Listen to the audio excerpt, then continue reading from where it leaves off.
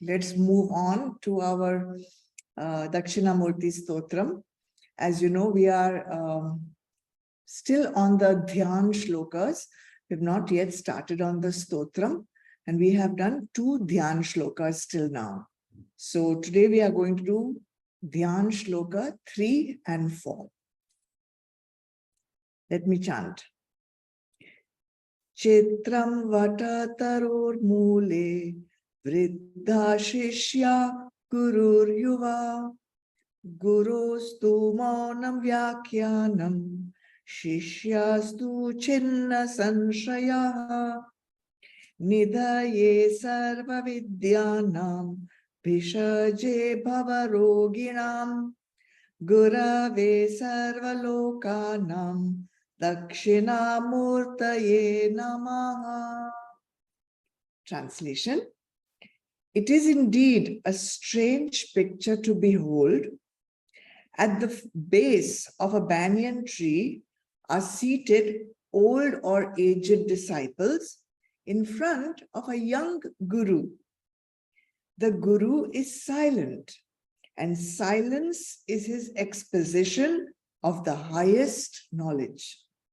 And that silence is severing the doubts from the minds of the disciples. Salutations to Shri Dakshinamurti, who is a receptacle of all knowledge, who is a medicine to all the diseases of worldly bondage, who is a guru to all the worlds. Salutations to Shri Dakshinamurti.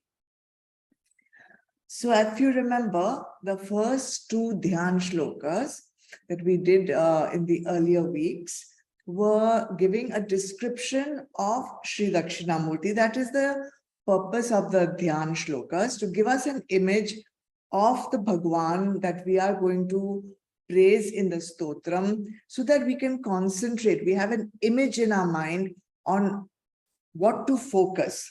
So in this third shloka of the Dhyan, Bhagwan continues to put the finishing strokes of the iconography, the beautiful picture of Shri Guru Dakshinamurti. As you saw, he's seated under the banyan tree and he's surrounded by elderly rishis. Now, Bhagwan Shankaracharya, who has composed this beautiful stotram along with the Dhyan, calls this a strange picture, chitram, picture, strange picture, for 2 reasons, I think. Because normally in our minds, we perceive the guru as the elderly person with a lot of wisdom, a lot of experience, a lot of years that he has spent in this practice.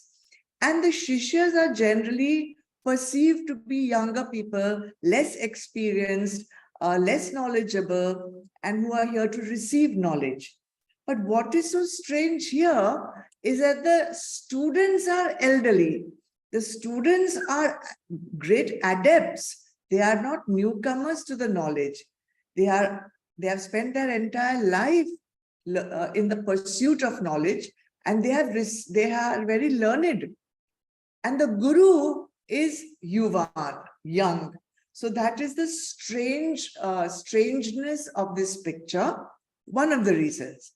And the second reason is perhaps that the guru is teaching the disciples, but he's not saying anything. He's teaching in silence, maunam vyakhyan.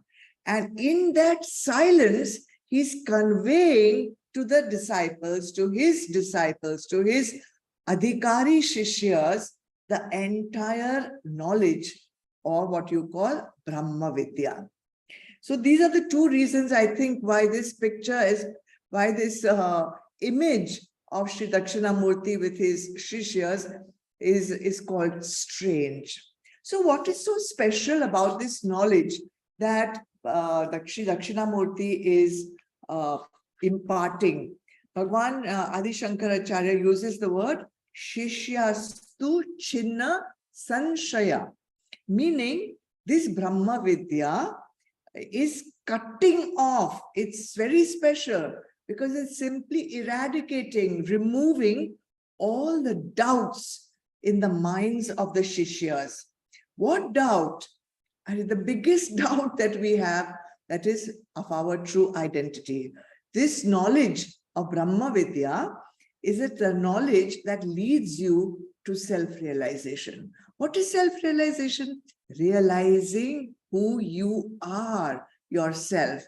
And this is the Brahma Vidya which is being conveyed, transmitted without words into the minds of the Adhikari Shishyas. So this is in Shlok number 3. In Dhyan Shlok number 4, Bhagwan Adi Shankaracharya uses 3 epithets to describe or to praise Dakshinamurti.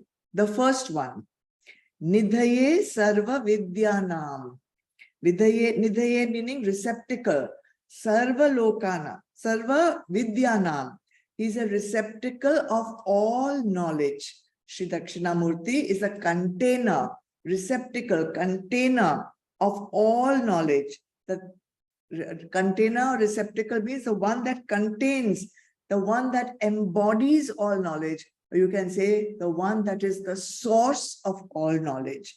So any Shishya who wants to realize the self, who wants to experience Brahma Vidya, must be at the feet of Shri Dakshinamurti, must worship Shri Guru Dakshinamurti. In other words, Bhagwan Shiva, because Shri Dakshinamurti is nothing different from an avatar of Bhagwan Shiva.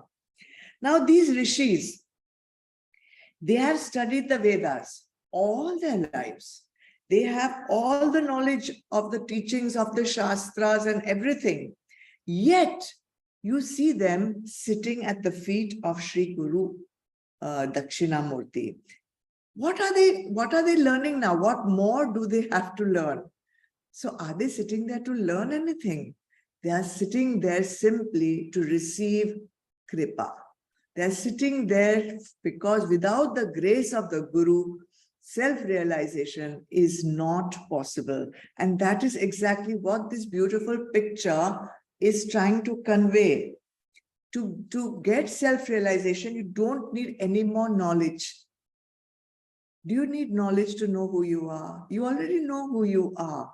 But you need the kripa of the Guru to remove the veil, the curtain, the obstacle that is preventing you from seeing what you already know deep within yourself. So this is very important. This is a very important lesson for us, that just intellectual understanding of the knowledge is not enough for aparoksh anubhuti. You 100% require the grace of the Guru. Then the second epithet is Bhishaje Bhavarogina. Shri Dakshinamurti is the medicine for all the diseases of the worldly bondage. So here Shri Dakshinamurti is compared to a doctor. Bhishaka is doctor. So this doctor cures all the ills and all the diseases of the world. Different from the medical doctor who only cures the diseases of the BMI. But this is curing every single disease and ill, dis-ease of the world. So what exactly is he curing? It's there, Bhavaroginam. Bhavarog. What does that mean? Rog, means disease. And Bhava means to become. He is curing the rog, he's curing the disease of becoming. In other words, he's curing the disease of sansar, because everyone in sansar is pursuing the rat race of becoming something, becoming someone that he is not. Everyone is happy up to a point, but we want to be happier. We want to be more happy. We want to be more rich. We want to be more powerful. We want to be more popular. We want to be more knowledgeable. We want to be more successful. More. We want to be more pure. We want to be more prosperous. We even want to be more spiritual. That is the problem. We are not happy being happy. We want to be happier. We want to become happier. And this is the disease. This is the disease because this constant yearning for something more, even if it is knowledge, even if it is to become more spiritual, even if it is to become more pure, it kind of pulls us into some sort of a whirlpool of activity. And through that activity, we want to become something more. We want to become what we think will take us to a higher level of existence. But just think about it. After you achieve all that becoming, whichever becoming we want to be, at the end of our life, what are we doing? We have to leave that behind, right? And we have to come back to the world and start again at zero. You cannot bring all that back with you. All your more popular, more rich, more successful, more knowledge, more this, more that. You cannot bring it back. You have to start with zero. So Dakshinamurti is giving us that spiritual knowledge that allows us to perceive life at a different level, at a higher level, where we can see the reality of existence behind the facade of this worldly pursuit of moreness, is what I'd like to invent a word.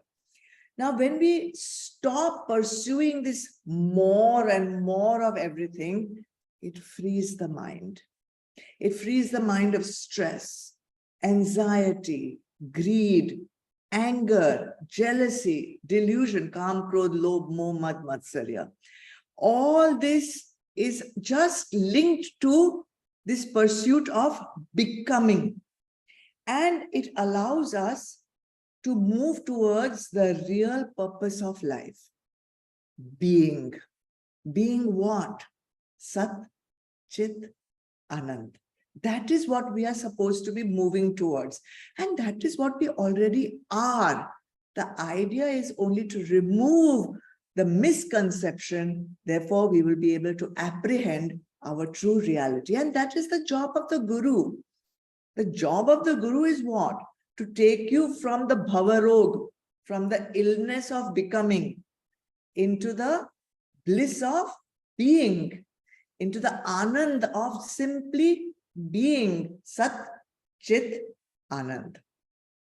The third epithet that Bhagwan uses is Gurave Sarva Lokanam, the Guru to everyone in the world.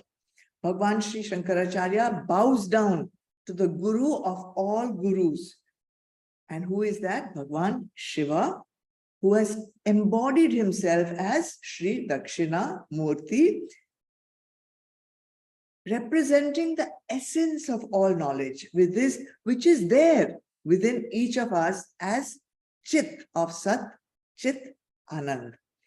And Bhagwan says, Dakshinamurtaye Namaha, I bow down, Namaha, I bow down to that Guru Tattva, which is within all Gurus, which is that Shiva Tattva, which is within all Gurus. I bow down to that Shiva Tattva, Guru Tattva. Two things we have to learn from these two beautiful Dhyan shlokas. I'll summarize. See, everyone wants aparoksh anubhuti, direct experience of our own true self. And that happens only after we have purified our antakaran totally. After the result is the result of purification of the antakaran. So now purification of the antakaran, when we do that, it will allow us, remember this, it will allow us to have a total samarpan towards our Guru. Till that time, our samarpan to our Guru is always going to be conditional. So if your antakaran is purified completely, you will have no hesitation in a total samarpan to your Guru. And when there is total samarpan to the Guru, then Guru Kripa, which is already flowing, will be accessible to you. And when Guru Kripa is accessible to you, self-realization happens automatically. So therefore, Guru Kripa is highly necessary for a Paroksh Anubhuti. That's the first thing we have to remember. And second, stop focusing on becoming. Stop focusing on becoming something more, something this, something that, because this is an illusion. It is mithya.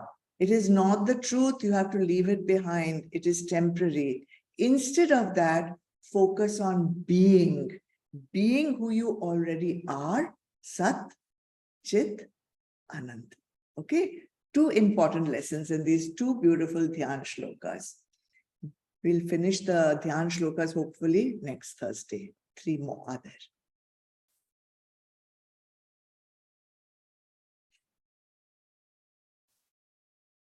Om.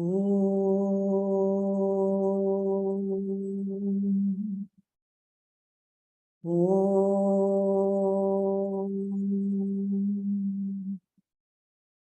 Om.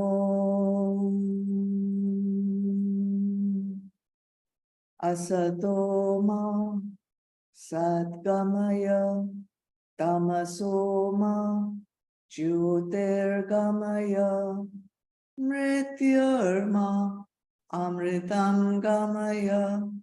Om Shanti Shanti Shanti.